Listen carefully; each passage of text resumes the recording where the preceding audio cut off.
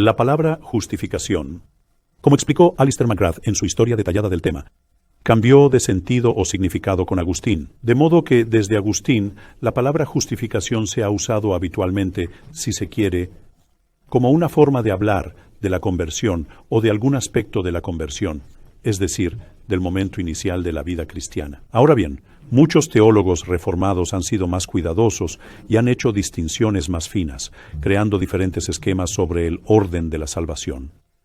Pero al leer a Pablo, yo veo que él tiene una explicación muy clara de cómo alguien llega a ser cristiano desde cero, digamos siendo pagano, y va así. Un pagano escucha la palabra del Evangelio, que es la buena noticia de que Jesucristo, crucificado y resucitado, es el Señor y Salvador del mundo.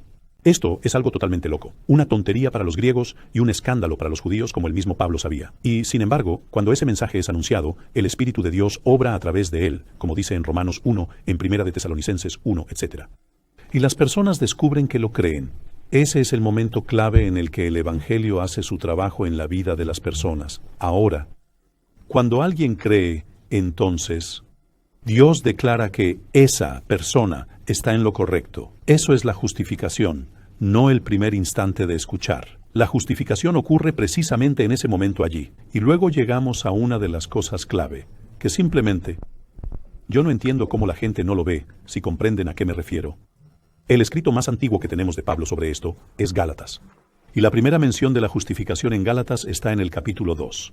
Y en Gálatas capítulo 2 lo que está en juego es, ¿con quiénes se te permite sentarte a comer? La discusión entre Pablo y Pedro es esta. Estos son cristianos judíos, es decir, el círculo interno. Aquellos son cristianos gentiles incircuncisos, y no se supone que se sienten a la misma mesa juntos.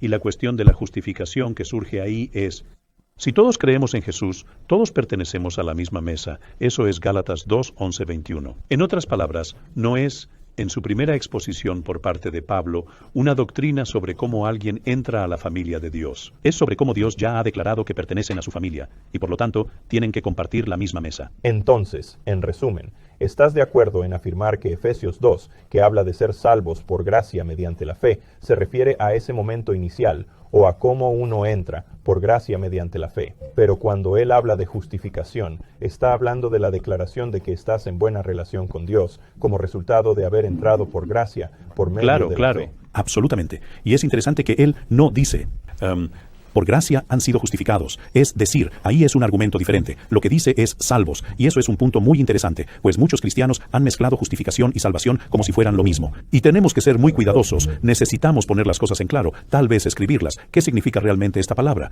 ¿Cómo usa Pablo estos términos en contextos distintos? Y es muy interesante que lo que se llama la nueva perspectiva sobre Pablo, en realidad es tan antigua como Efesios. Porque si lees Romanos y Gálatas, y luego pasas a Efesios, ves que en Efesios, en el capítulo 2 del versículo 1 al 10, Pablo dice, todos éramos pecadores, la gracia vino, somos salvos por gracia mediante la fe. Y justo después añade, por lo tanto, ustedes los gentiles, que antes estaban afuera, ahora han sido acercados, y todos somos parte de una misma familia. Esa es la referencia inmediata de la justificación por la fe. Justo lo mismo que al final de Romanos 3. Allí, en una parte que, con todo respeto, algunos amigos de John Piper, quizá no él mismo, que suele ser cuidadoso, pero sí algunos de sus amigos y conocidos, han hecho puntos similares. Ellos cortan el pasaje más o menos en el versículo 29, justo cuando Pablo está diciendo, ¿o es que Dios es solo Dios de los judíos? ¿No lo es también de los gentiles? Cierto. Y es interesante que si ustedes miran la traducción del versículo 29, el griego comienza con la pequeña palabra que significa o. El 28 dice, sostenemos que una persona es justificada por la fe aparte de las obras de la ley.